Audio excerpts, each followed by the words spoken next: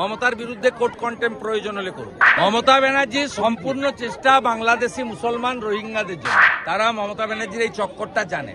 উনার লড়াই বাংলাদেশ থেকে আসা অবৈধভাবে যে মুসলিম অনুপ্রবেশকারী তাদের নাম ভোটার তালিকায় রাখা এবং তাদের মাধ্যমে নির্বাচিত হওয়া। পুলিশ তোলা তুলছে আর তৃণমূলের সেবা করছে। জটিলতা কাটলো না, কিন্তু তার মধ্যে দেখা গেল যে ধরনের কর্মী চাওয়া হয়েছিল সেটা কমিশনকে এখনো দেয়নি রাজ্য। কর্মী নিয়ে বাহিনী নিয়ে এখনো তো কোনো জটিলতা। সুপ্রিম কোর্ট বলেছে গ্রুপ বি অফিসার দিতে, এ কর্মচারী দিয়ে দিয়েছে, তাতে সি আছে, ডি আছে, রিটার্ন লোক আছে, ভুয়া তালিকা। আমরা সব তথ্য সংগ্রহ করছি। মমতার বিরুদ্ধে কোর্ট কন্টেম্প প্রয়োজন হলে করুন। এসআইআর নিয়ে সুপ্রিম কোর্টে মমতা ব্যানার্জি গেছিল, এবার সেই ছবি দিয়ে হোর্ডিং বাঁধিয়ে তৃণমূল কংগ্রেস ভোট প্রচারে নামছে। এতে কি কোনো ফায়দা হবে?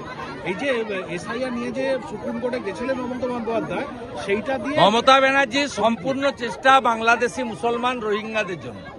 এটা সবাই জেনে গেছে। যারা রাষ্ট্রবাদী, যারা ভারতীয়, যারা সনাতন সংস্কৃতিতে বিশ্বাস করে, তারা মমতা ব্যানার্জির এই চক্করটা জানে। উনার লড়াই বাংলাদেশ থেকে আসা অবৈধভাবে যে মুসলিম অনুপ্রবেশকারী তাদের নাম ভোটার তালিকায় রাখা এবং তাদের মাধ্যমে নির্বাচিত হওয়া। এগুলোতে কোনো লাভ হবে না। টাকা আছে, হোর্ডিং টাঙান।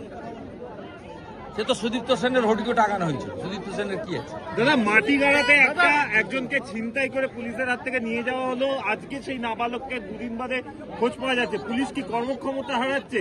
না, পুলিশ তোলা তুলছে আর তৃণমূলের সেবা করছে।